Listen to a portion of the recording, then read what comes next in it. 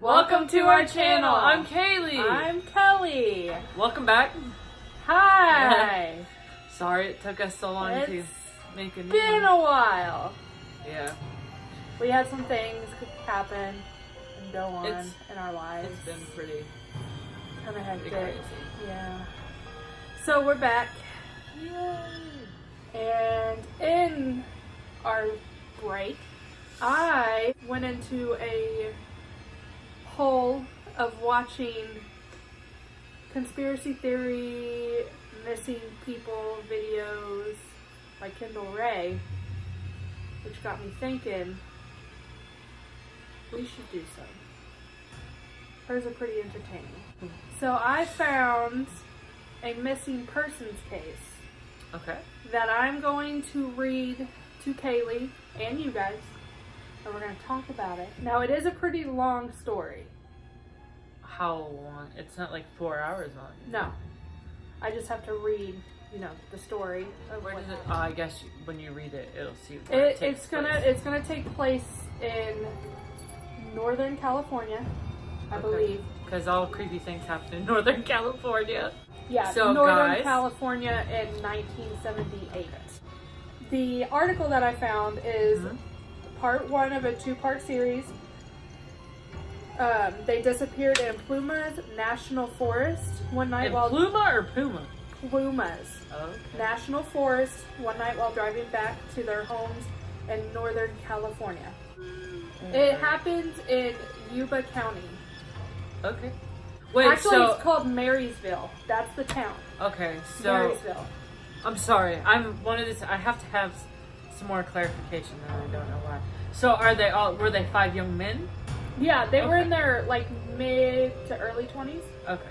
So they went to a Chico State baseball game, and they disappeared the night that they went. They never came back from it. Okay. Oh, when they went missing, there was obviously snow still on the ground. Okay, so this is wintertime. Yeah, because you gotta remember, Northern California, that's up by the states that get snow. Right. Okay. So in February, Well, I guess you did say February. So yeah, it in would be February it's still gonna snow. Right. And it took 100 days for the snow to melt. Jesus. It was a really bad winter. Plumas National Forest, it's midway between Lake Tahoe and I didn't know Lake Mount Tahoe was Lassen. in California. Wow, shows how much I pay attention in geography. So I will say they were found 75 miles, northeast of their town. Okay. In the National Forest. So they were in the forest. And they were found? They were found, their bodies were found in the forest. Okay, so they were all dead. Yes. Oh, okay. So what happened? Well, I think one went missing, the other 4 were found. One is still missing, I believe. But they were all dead. Yes. Well, that's sad. They were stuck out in the forest in the snow. Oh, okay. And I remember reading somewhere that they think that they got startled and ran off into the forest and they got turned around because it's a big forest. So if you run in there and you don't know where you're going, right, and you turn around, you're like, well, our car's north, so I just need to go north. Okay. But I mean, if you don't know where you're at, you don't know where north is at. Yeah. Unless you have a compass, which I highly doubt that they had a compass with them. Okay, so at least one had survived for weeks in a remote forest service trailer nearby 20 miles from his group's car. And I know when they found the body in the trailer, there were tons of open food cans. So he had survived for a while. Oh, yeah. For sure. And when they found him, his shoes were gone. So somebody must have taken his shoes off of him and used them. He eventually died from exposure and starvation despite nearby food and fuel for a fire. So he, in the trailer, there was a bunch of like wood, books that he could have used to start a fire.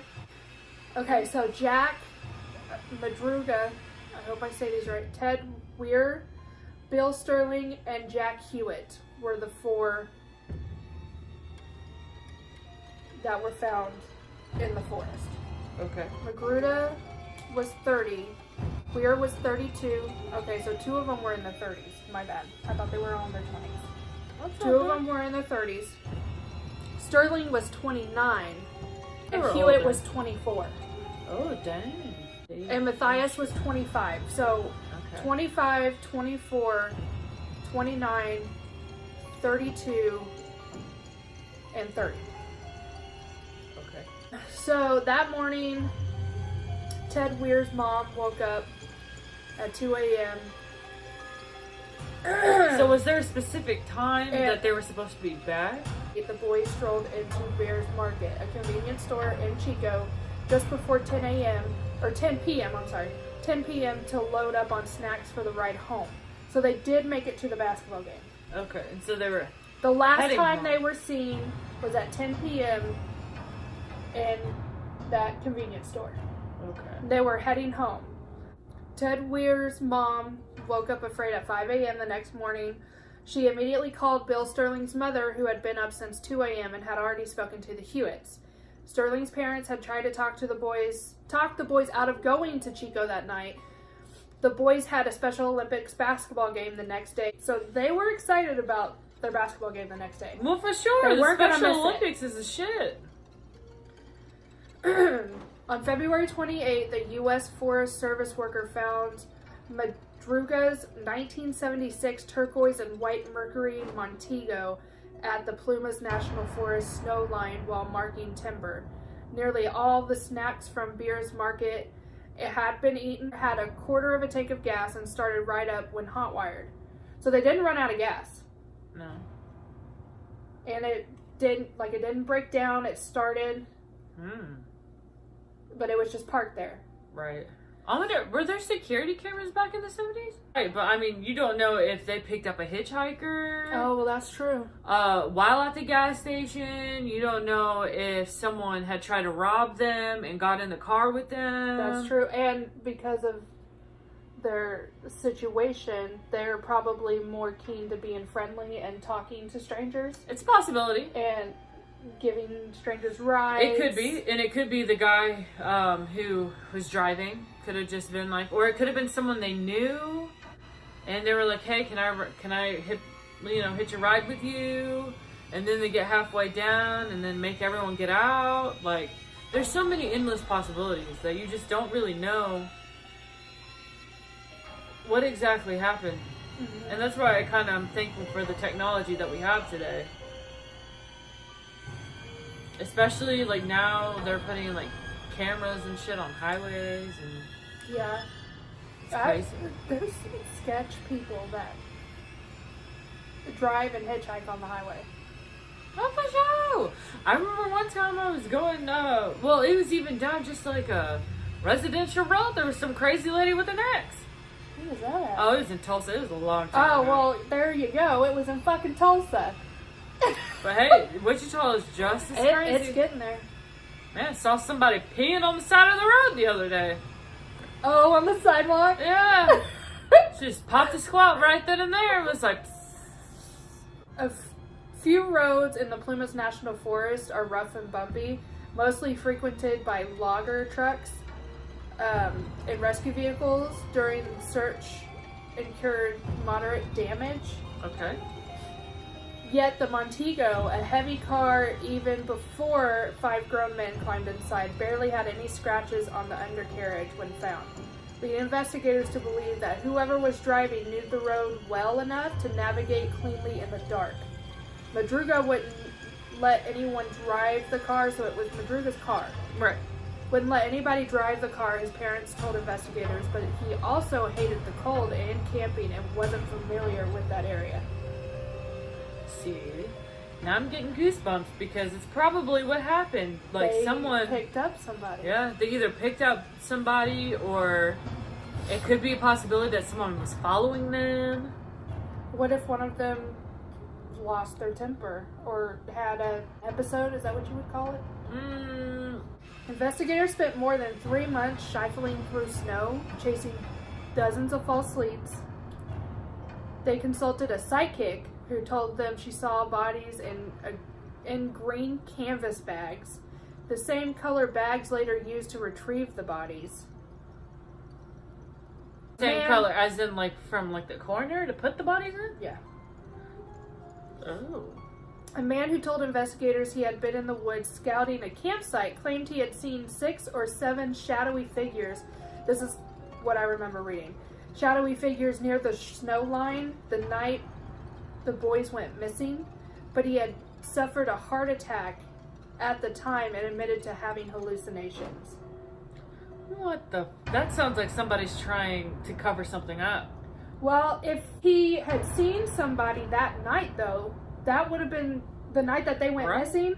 They probably it was them getting out of the car and walking, running, whatever they were doing into the woods. When it said 6 or 7, so if there was 5 there was originally, only 5 of them.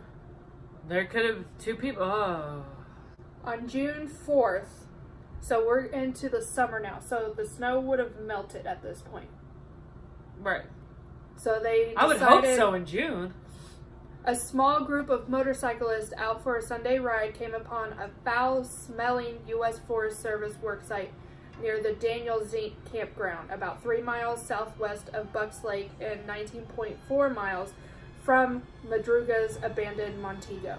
The site held a 60-foot trailer with a broken window somebody had shattered to gain access. So remember me telling you? No, to the service trailer. The Forest Service trailer. Oh, gotcha. Okay. And the motorcyclists were driving through the roads in the forest, and they must have passed it or stopped. Right. And was smelling a foul smell. Yeah. Which probably indicated a dead body. Yeah. And what he probably did is what all curious humans do. You follow the gross smell. Just to see what it is. In the trailer. Empty cans of food, extra clothing, wood furniture, paper bag books, and Ted Weir's body. So they found the first So, okay, keep going. Weir was found under 8 layers of sheets and a bed inside the trailer with his hands on his chest. Both pant legs were rolled up above his knees, revealing apparent blood poisoning and gangrene, as well as 5 toes lost to frostbite. Forensic analysts of his beard growth indicated he survived for 6 weeks after going missing, during which time he shed 80 to 100 pounds from his 5'11", 200-pound frame. A brown leather wallet and a ring inscribed with the word Ted and a bead necklace was on the bedside table. There was also a yellow metal watch that Weir's family said was not his. Somebody must have been there with him. Right. Or it could have been there when they got there. Could have. Evidence showed a candle had been recently lit.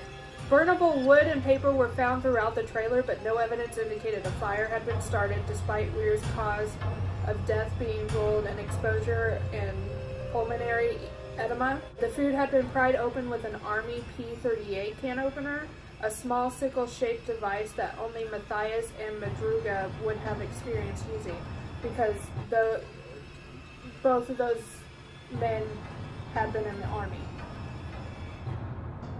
So, I think somebody else was in that trailer with him. It's a possibility. Because I don't know if that can opener was so hard to use that only people in the Army would have known how to use it. One or the other boys were in that trailer with him. Madruga and Sterling. Okay, so Matthias and Madruga were the only 2 that knew how to use it. Madruga and Sterling were found 2 days later, 8 miles closer to the car on opposite sides of the mountain road leading to the trailer.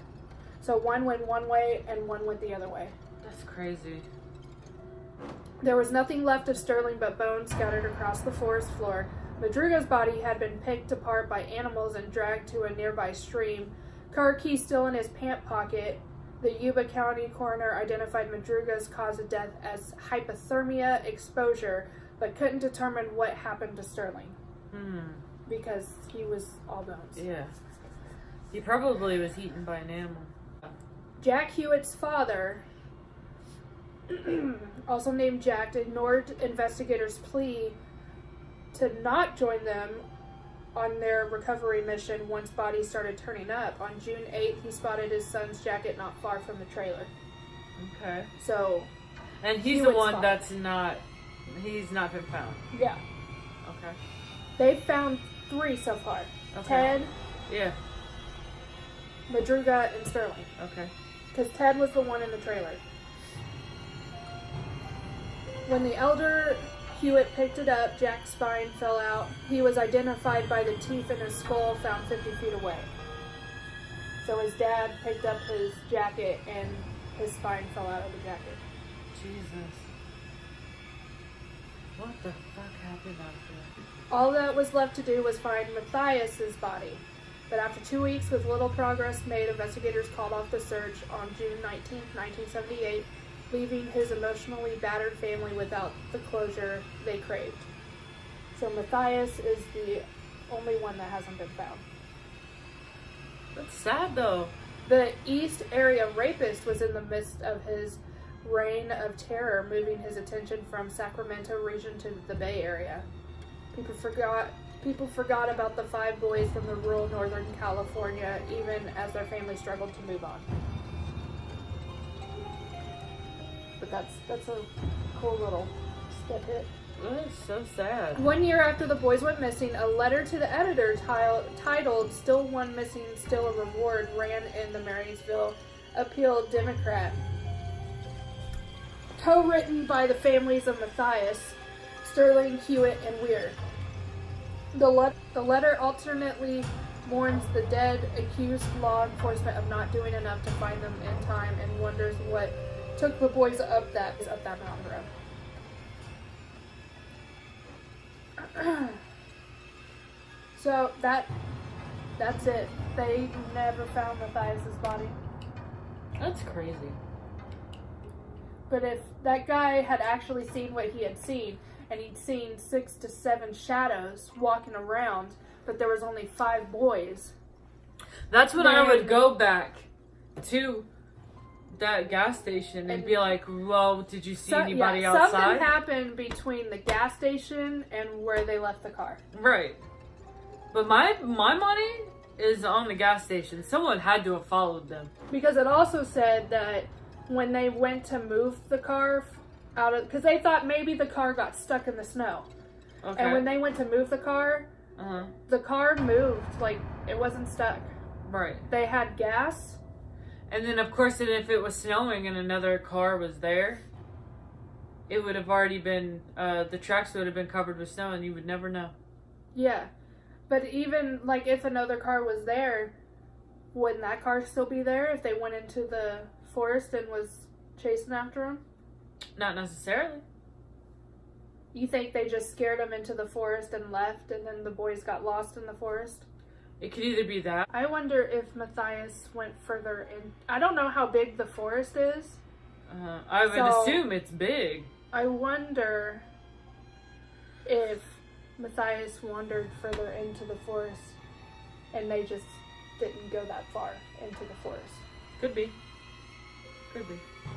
But it sounded like they knew the gist of where the car was because Sterling and Madruga were heading back towards the car, but one went one way and one went the other way. Right. Probably as a diversion. So, well, why would they run into the forest and run back to the car? Because they were heading back to the car. My best guess is someone followed them. If there was 6 or 7 people, that means there was 2 people. 2 people, and that would explain why one went one way and one went the other, and it would explain why that car was in the forest and how it got there so easily. Because I'm sure whoever it was knew the forest. I wonder And if these poor boys were just victim by chance. I wonder if Matthias was the one that was in with Ted, and then Ted passed away. Because remember, it said that Ted was covered by like 8 sheets. So somebody had to have covered his body. Mm-hmm. Oh, for sure. After he had passed. But I would want to know how that kid's spine fell out of a jacket. He'd probably been sitting there for so long and his body decayed. But how his teeth and stuff were farther away. So was he decapitated? No, probably the bones spread apart once your skin's gone. Well, yeah, They don't stay intact. But yeah, but it wouldn't be that far away from the body. Well, you gotta remember though, okay, they're in a forest, so animals could have moved it. It's true. Because it said that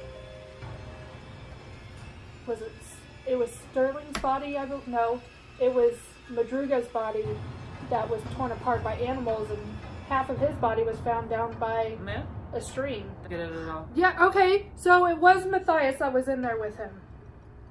How did I miss this? Matthias' sneakers were inside and Weir's leather shoes were gone, leading investigators to believe Matthias had been inside the trailer long enough to swap footwear. And Matthias is the one that they haven't found. I wonder if all of them were in there and then jumped out and tried to find their way back. Like once Ted passed away, for sure, jumped out and tried to find their way back. It could be possible. Well, if you have any theories, let us know. That's what I found. Comment below. And of course, like and subscribe. We'll see you soon. Bye!